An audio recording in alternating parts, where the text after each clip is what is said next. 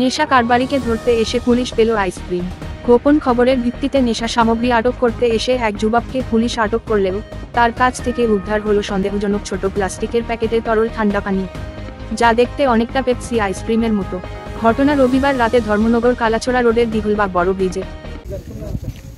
এই জায়গাতে উনি যেটা বলছিলেন, এই জায়গাতে সন্ধ্যার পরে ড্রাগ বিক্রি হয়, এই ধরনের একটা খবর আমাদের কাছে ছিল। তা আমরা গোপন সূত্রে আজকে এখানে আমাদের যে ওয়াচার আছে ডিআইবি, তাদেরকে নিযুক্ত করেছিলাম। একটা ছেলে এখানে ড্রাগ বিক্রি করতে এসেছিল, অ্যাকর্ডিংলি তাকে আমরা ধরেছি।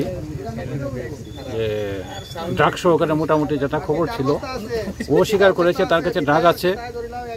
ওকে 500 টাকা দিয়ে পাঠিয়েছে এখানে এটা বিক্রি করে দেওয়ার জন্য। কিন্তু যে সময় আপনাদের সামনে খোলা হলো, তখন দেখেছেন যে এটার মধ্যে ড্রাগ নেই, কিন্তু প্যাকেটটা খুব সুন্দর করে সাজানো, এটার মধ্যে কিছু একটা আইসক্রিমের মতো কিছু একটা আছে।